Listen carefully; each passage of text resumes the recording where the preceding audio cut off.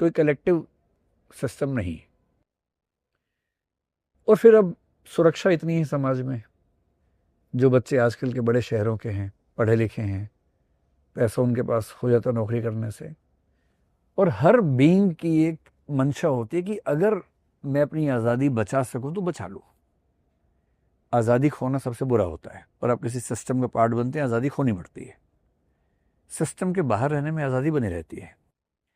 इसलिए आज की जो जनरेशन है उनसे मैं पूछता हूँ, ये बात करता हूँ, तो वो जनरली ये मान के चलते हैं कि शादी करेंगे तो 30 के बाद करेंगे। पहले यहाँ जो बच्चे बैठे हैं वो भी इसी माइंडसेट के होंगे। तो 30 तक अपनी ज़िंदगी अपने हिसाब से जिएंगे, डेटिंग करेंगे, दोस्त करेंगे, ये करेंगे, वो करेंगे। हम बनना नहीं चाहते, किसी जगह अपनी आज़ादी कम नहीं करना चाहते। करियर बना लेंगे अपना, थोड़ा पैसा बचा लेंगे, इन्वेस्ट कर लेंगे। उनको इन्वेस्टमेंट का आइडिया भी सबको है, फाइनेंशियल सिक्योरिटी कैसे बनेगी।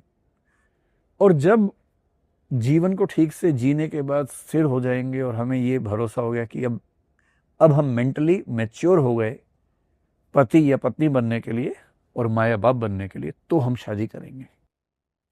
आगे चल के कुछ लोग कहेंगे कि उसके बाद भी क्यों करेंगे, छोड़ो, क्या ज़रूरत है, नहीं करते। अब शादी की ज़रूरत क्या है, किसी के साथ रहना है तो को लिविंग में भी लोग रहते ही हैं। को लिविंग को लीगल स्टेटस से मिल चुका है।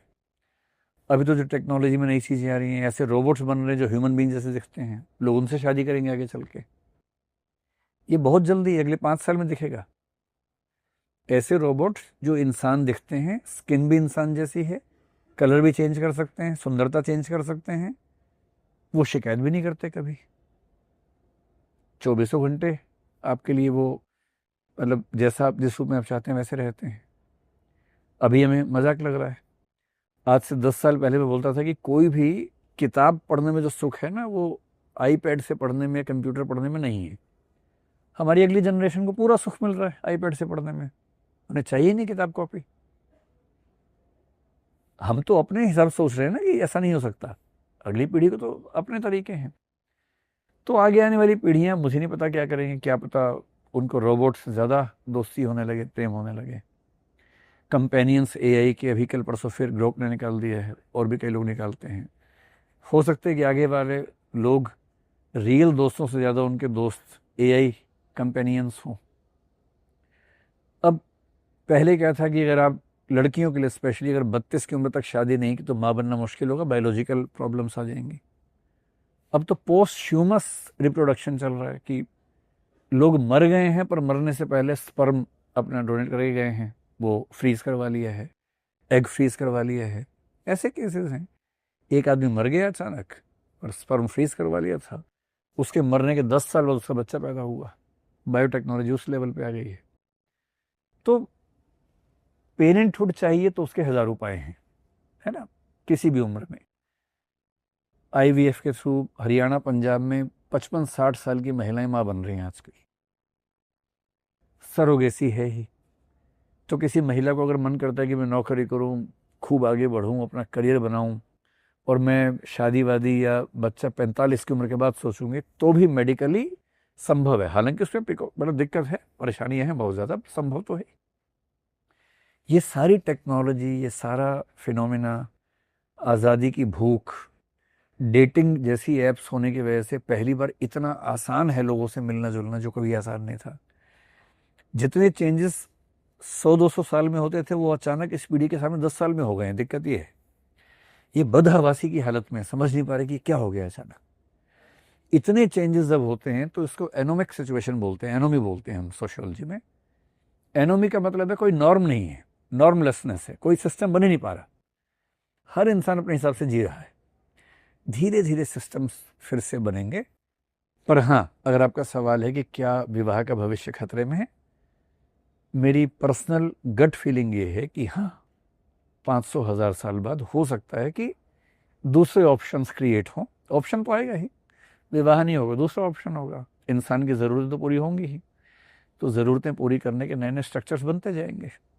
और सोशियोलॉजी का विद्यार्थी होने के नाते बहुत इमोशनल होकर बात नहीं करनी, हाय परिवार के बिना कैसे जिएंगे, हाय विवाह के बिना कैसे जिएंगे। अरे आज से 5000 साल पहले विवाह नहीं होता था।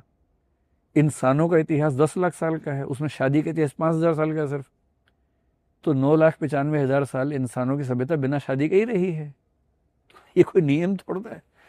ये तो क्या होता है कि जो चीज़ें चलती हैं फिर हम धर्म और उन सब बातों से मान लेते हैं कि ये प्राकृतिक है, नित्य है, नियम है। ये तो समाज को समझाने के तरीके होते हैं, पर समाज की अपनी एक गति है और वो इन बातों से रुकती नहीं है। चेंजेस आएंगे तो आएंगे। औद्योगिकरण, शहरीकरण से जो बदलाव यूरोप में आए हैं, अमेरिका में आए हैं, आप कितनी भी ताकत लगा लीजिए उनको रोक नहीं पाएंगे। वो यहाँ भी आएंगे। बेंगलोर में आ रहे हैं, नोएडा में आ रहे हैं, मुंबई में आ रहे हैं, आके रहेंगे। वो मेरे या आपके चाहने से रुकेंगे नहीं। सर मेरा ये प्रश्न है, कहते हैं जब तक जॉइंट फैमिली थी तब तक तो सब ठीक था, ठीक है, बट जैसे जैसे आगे जनरेशन बढ़ती गई वैसे वैसे न्यूक्लियर फैमिलीज आ गई हमारी। वहाँ पर बच्चे अलग हो गए, क्या एकदम अकेले हो गए। उसके बाद फिर जैसे जैसे जनरेशन बढ़ती गई, ना तो उनको दादा दादी से कोई संस्कार मिले, ठीक है। तो ऐसे समय में सर आपको लगता है कि समाज को बचाने के लिए हमें जो जॉइंट फैमिली है वो होना चाहिए?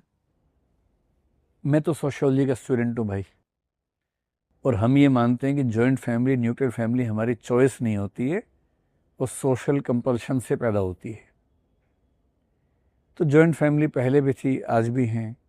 आज उसको हम बोलते हैं फंक्शनली जॉइंट फैमिलीज बोलते हैं। फंक्शनल जॉइंटनेस एक कॉन्सेप्ट है। देखो, जब शहरीकरण होता है ना, तो बड़े शहरों में जब हम आते हैं, शहर में ज़मीन महंगी होती है, घर महंगा होता है। जो गरीब आदमी है, निम्न वर्ग का, लोअर क्लास का, उसके पास इतनी ही सैलरी है कि किसी तरह से जिंदा रह सके, क्योंकि वो पत्नी या पति के बिना रह नहीं सकता, तो उसको साथ में लेके आता है। तो वो भी कहीं ना कहीं काम कर लेती है, किसी घर में काम कर लेती है। उनके बच्चे हैं, वो सरकारी स्कूल में पढ़ते हैं, इतना अफोर्ड करते हैं। इतना उनके बूते में है ही नहीं कि अपने पेरेंट्स को लाके एक दूसरा कमरा बनवा के घर में रख सके। तो गरीबों के लिए शहरों में जॉइंट फैमिली ऑलमोस्ट इम्पॉसिबल है। मध्य वर्ग के लिए इसलिए इम्पॉसिबल है कि मध्य वर्ग नौकरी पेशा है। मान लीजिए 4 भाई हैं, एक की नौकरी दिल्ली में, एक की बेंगलोर में, एक की चेन्नई में, एक की इलाहाबाद में है। कैसे जॉइंट फैमिली बनेगी? एक साथ रहने की कितनी भी कोशिश कर लें, कब किसका ट्रांसफर हो जाएगा। अब ट्रांसफर में पूरा खानदान लेके जाएंगे, नौकरी एक है, जा रहा है पूरा खानदान, ही हो नहीं पाएगा। इतना तो पैसा भी नहीं मिलेगा ना। इसलिए जॉइंट फैमिली बड़े शहरों में केवल बिजनेस क्लास में हो सकती है। बहुत पैसा है, बिजनेस उसी शहर में है, ट्रांसफर होना नहीं है, और क्योंकि बड़ा बिजनेस है, बहुत सारे झंझट हैं, तो जॉइंट फैमिली के सब लोग मिलकर मैनेज कर लेते हैं। ऐसी स्टडीज हैं कि जॉइंट फैमिली बड़े शहरों में केवल अपर क्लास में ही हो सकती हैं, लोअर और मिडिल क्लास में होना रेयरली संभव, एक आध केस में हो तो हो, सामान्यतः नहीं। गांवों में क्यों होती है? क्योंकि गांव में ज़मीन है, वो ज़मीन एक पूरी फैमिली की है, वहीं खेती करनी है, वहीं रहना है, ना ट्रांसफ़र होना है। अगर परिवार बटा तो ज़मीन बट जाएगी, ज़मीन ना बटे सबके हित में है। तो जॉइंटनेस जो है फैमिली की, वो वहाँ की सोशल इकोनॉमिक कंडीशंस के रिजल्ट के रूप में ज़्यादा रहती है। तो हमारे चाहने से नहीं होता कि हम जॉइंट फैमिली बनाएं या न्यूक्लियर बनाएं। हम जिन परिस्थितियों में, वहाँ ऑप्शंस ज़्यादा नहीं होते हैं। तो ये बात सही है कि जॉइंट फैमिली होती है तो उसमें कुछ फ़ायदे होते हैं, बच्चों को फ़ायदा मिलता है, बच्चों को पूरा गांव घर के अंदर मिल जाता है, दादा दादी हैं, कहानियाँ सुनते हैं, उनसे सीखते हैं, रिश्तेदार इतने सारे हैं, कज़न्स इतने सारे हैं कि दोस्त की ज़रूरत ही नहीं पड़ती है, सारे दोस्त तो सब घर में हो जाते हैं। ये फ़ायदा है। नुकसान ये है कि झगड़े ज़्यादा होते हैं। किसी न किसी भाई को लगता ही है कि मेहनत ज़्यादा मैं करता हूँ पर पैसे मुझे कम मिलते हैं। किसी न किसी भाई की पत्नी को ऐसा लगता है कि सारी मेहनत तो मेरा पति करता है और मज़े वो करती है, उसकी पत्नी करती है। झगड़े ज़्यादा होते हैं। तो अल्टीमेटली जॉइंट फैमिली का न्यूक्लियर में स्प्लिट होना, न्यूक्लियर का अगली जनरेशन में फिर जॉइंट हो जाना, ये प्रोसेस चलता रहता है, कोई ऐसी खास बात नहीं। आजकल शहरों में क्या होता है कि न्यूक्लियर फैमिली में जॉइंटनेस की कोशिश होती है। जैसे 3 भाई हैं, अलग अलग शहरों में हैं, पेरेंट्स कभी यहाँ चले गए, कभी वहाँ चले गए, कभी वहाँ चले गए। जिसका बच्चा छोटा है, दादी माँ 2 साल के लिए वहीं चली गई, इसका बच्चा पाल के बड़ा किया तब तक उसका हो गया, अब दादी माँ वहाँ चली गई, अब 2 साल वहाँ गुजारेंगी। ऐसे ही पेरेंट्स को दिक्कत है तो तीनों भाइयों ने या बहनों ने जिम्मेदारी बांट रखी है कि भैया इस महीने आप घर चले जाओ 4 दिन के लिए, अगले महीने मैं चला जाऊंगा, अगले महीने ये चला जाएगा। इसको बोलते हैं फंक्शनल जॉइंटनेस। तो जितनी जॉइंटनेस रहे अच्छी बात है, लेकिन न्यूक्लियर फैमिली बुरी नहीं है, वो तो बड़े शहरों की और मतलब औद्योगिकरण की पैदाइश है। उसमें इक्वालिटी ज़्यादा होती है, हस्बैंड वाइफ की बॉन्डिंग कई बार ज़्यादा अच्छी होती है, पर क्योंकि वो अकेले हैं तो सिर फोड़ना भी ज़्यादा होता है, क्योंकि और सपोर्ट सिस्टम्स काम नहीं करते। इन जनरल जॉइंट फैमिली में फ़ायदे ज़्यादा हैं, पर हमारे चाहने से जॉइंट फैमिलीज बन जाएंगी बड़े शहरों में, ऐसा हो नहीं पाएगा, वो मुश्किल है। सर मेरा प्रश्न ये है, जैसे कि कहा जाता है न्यूक्लियर फैमिली में जेंडर रूल्स बदल रहे हैं, महिला नौकरी करने जा रही हैं और पुरुष घर के काम में हाथ बढ़ाने लगे हैं। क्या भारतीय समाज इसको आसानी से पचा पा रहा है? न्यूक्लियर फैमिली में आजकल ये होता है कि जब महिलाएं बाहर नौकरी करती हैं तो भाई सीधी सी बात है कि एक तो घर का काम पहले बहुत ज़्यादा होता है, कम नहीं होता है, अगर अपने हाथ से कोई कर रहा है तो।